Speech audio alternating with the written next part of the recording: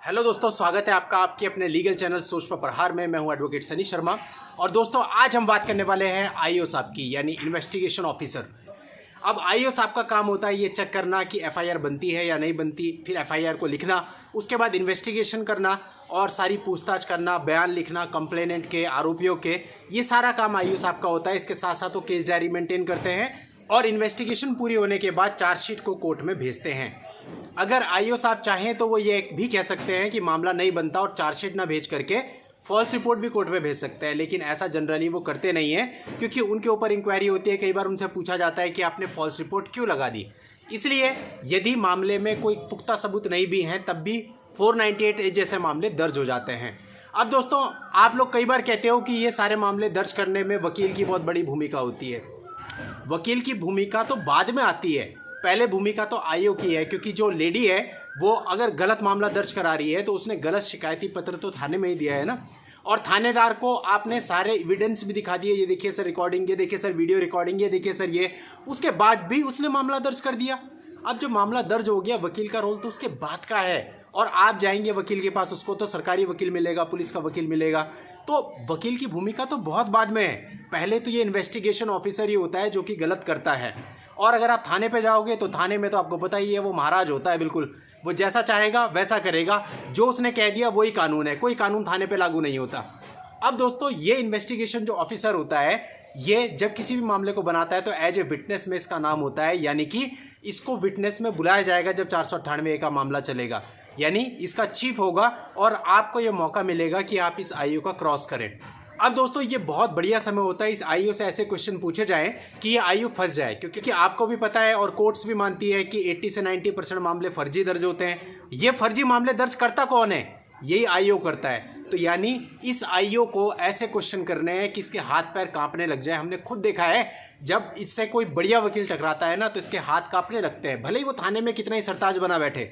और ये जो आईओ होता है, ये आपके वकील के सवाल जवाब से उस वकील को पहचान लेता है। और एक बार जब किसी आईओ को अच्छा वकील टकर जाता है ना, तो उसके बाद वो उस वकील को भूलता नहीं है, उसकी शक्ल उसे हमेशा याद रहती है। तो आज की इस वीडियो में इसी आईओ से क्या क्वेश्चन आपको पूछने हैं ताकि ये आईओ स्टक हो जाए, मामला आपके फेवर में हो जाए, डिटेल में मैं आपको बताने वाला हूँ। बहुत इंपॉर्टेंट वीडियो है दोस्तों, स्किप बिल्कुल मत कीजिएगा।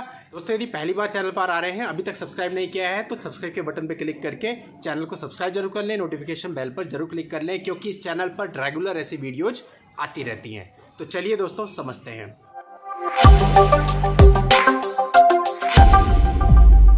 अभी मौका आ गया आईओ की विटनेस का, आईओ आ गया कोर्ट के अंदर। अभी सबसे पहले क्वेश्चन आपने उससे पूछना है कि साहब ये बताइए आपने एफआईआर कब दर्ज करी थी, वो तारीख बता देगा। इसके बाद आप पूछिए कि आपने बयान कब रिकॉर्ड किए कंप्लेनेंट के। दोस्तों, अगर उसने बयान एफआईआर के तुरंत बाद रिकॉर्ड किए हैं तो वो तारीख बताएगा। और कई बार ऐसा होता है कि एफआईआर तो आज दर्ज हो रही है और बयान रिकॉर्ड कर रहा है वो 2 महीने बाद, 3 महीने बाद। तो अगर आईओ ऐसा कहता है तो आप उससे पूछिए कि भाई साहब ये जो 2-3 महीने की देरी हुई, इसका कारण क्या था, क्यों हुआ ऐसा? कानून के अनुसार तो एफआईआर दर्ज होते ही आपको बयान रिकॉर्ड करने चाहिए थे, आपने क्यों नहीं किया?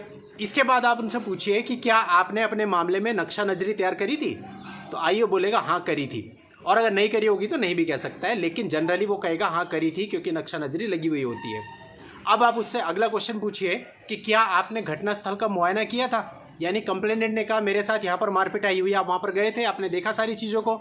अब अगर आईओ कहता है कि नहीं मैं तो वहाँ गया ही नहीं, तो आप उससे पूछिए भाई साहब नक्शा नजरी कैसे थाने पे बैठ के तैयार कर ली क्या आपने? जब आप वहाँ पे गए नहीं घटनास्थल पर, नक्शा नजरी कैसे बना ली आपने? तो आईओ ऐसे में फंसा हुआ महसूस करेगा और भिनभिनाने लगेगा, वहाँ पे उसके गले में घिग्गी बन जाएगी। जब उसकी घिग्गी बन जाए तो समझ लीजिए कि जो आईओ है वो आपके वकील साहब के प्रेशर में आ चुका है। उसके बाद तो बस उस पर वार पे वार कीजिए, ऐसे ऐसे क्वेश्चन पूछिए कि वो और टूटता चला जाए और मामला आपके पक्ष में निकलता चला आए। इसके बाद आप उससे पूछिए अच्छा एक बात बताइए आईओ साहब, आप घटनास्थल क्यों नहीं गए?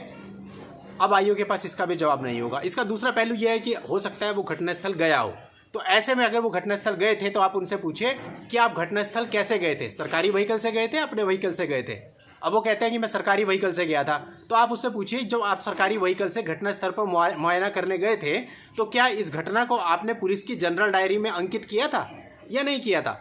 तो जनरली पुलिस वाले अंकित नहीं करते, तो आप पूछिए तो फिर आपने अपनी मनमर्जी से कैसे खेल गए? अगर आप गए थे घटनास्थल पर तो आपकी ड्यूटी थी कि आप उसको जनरल डायरी में मेंशन करते, आपने नहीं किया। लेकिन इसी क्वेश्चन का दूसरा आंसर ये हो सकता है कि मैं अपने प्राइवेट व्हीकल से गया था। ये बहुत होता है, सरकारी गाड़ी से आईओ नहीं जाता, झूठ बोल देता है कि मैं प्राइवेट गाड़ी से गया था, क्योंकि सरकारी गाड़ी से जाएगा तो रिकॉर्ड में उसको लाना पड़ता है, कह देता है मैं प्राइवेट गाड़ी से गया था। तो आप आईओ से पूछिए ये आपका पर्सनल मैटर है जो आप अपनी प्राइवेट गाड़ी में 5,000 रुपये का तेल डाल के या 2,000 रुपये का तेल डाल के वहाँ पे गए थे, या सरकार से आपको एक्स्ट्रा पैसा मिल रहा है इस केस के लिए जो आपने जहमत उठाई। और अगर पर्सनल गाड़ी से भी गए थे तो क्या आपने जनरल डायरी में लिखा कि मैं पर्सनल गाड़ी से गया था? अच्छा चलिए साहब ये बताइए कि जो आरोपी हैं, आरोपियों को पूछताछ के लिए आपने कितनी बार थाने बुलाया था? क्या आपने आरोपियों को जितनी भी बार थाने बुलाया आपने पुलिस की जनरल डायरी में उसे मेंशन किया? अच्छा साहब ये बताइए पूरे मामले की इन्वेस्टिगेशन करने के बाद आपने चार्जशीट कब फाइल करी? अब दोस्तों होता क्या है, कई बार तो चार्जशीट 2 महीने बाद फाइल करते हैं ये लोग, कई बार 6 महीने बाद फाइल करते हैं, कई बार 1 साल बाद फाइल करते हैं। अब मान लेते हैं ऐसी देरी आपके मामले में भी हुई है और आईओ कहता है कि मैंने इतनी तारीख को चार्जशीट फाइल करी थी, लेकिन 1 साल का समय गुजर चुका है। तो आप आईओ से पूछिए कि आपने 1 साल के बाद चार्जशीट क्यों फाइल करी? क्या आपने कानून नहीं पढ़ा है कितने टाइम में चार्जशीट फाइल होनी चाहिए? तो जब इतने टाइम का कानून है आप 1 साल क्यों लेते हैं? यानी कानून को आप अपने हाथ में ले रहे हैं। इस तरह से दोस्तों आईओ साहब से आपने क्वेश्चन करने और आखिरी में कंक्लूजन ये बोल रहा है कि सारे मामले को देखने के बाद साहब हमारा कहना यह है कि आपने फर्जी कागज बनाए, फर्जी घटनाक्रम दिखाया और फर्जी मुकदमा दर्ज किया है। ये हमारा कंक्लूजन है। तो इस तरह से दोस्तों आपको आईओ से क्वेश्चंस करने हैं और आपके मामले के हिसाब से और भी कई सारे क्वेश्चंस बन सकते हैं जिनका जवाब आईओ दे नहीं पाएगा, लेकिन यह है आपके वकील साहब को वो कभी भूलेगा नहीं अगर वकील साहब ने इस तरह से क्वेश्चनिंग कर दी तो। दोस्तों आप अपनी किसी पर्सनल प्रॉब्लम के लिए भी मुझसे बात कर सकते हैं। उसके लिए इस वीडियो के नीचे डिस्क्रिप्शन में मेरा व्हाट्सएप नंबर है, उस व्हाट्सएप नंबर पर व्हाट्सएप मैसेज द्वारा अपनी अपॉइंटमेंट बुक करके आप मुझसे बात भी कर सकते हैं और कोविड सिचुएशंस के बाद मिल भी सकते हैं। नेक्स्ट वीडियो में नई लीगल जानकारी के साथ मैं आपसे फिर मिलता हूं, तब तक के लिए goodbye and thank you for watching, take care.